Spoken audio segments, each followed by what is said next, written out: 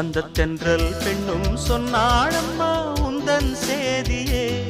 அவள் சொன்ன பின்பு மின்னல் போல வந்தேன் தேடியே.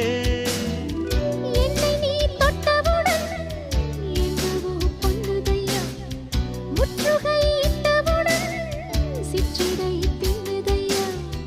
வெட்கம் விடுமோ அச்சம் விடுமோ தக்க துணைதான்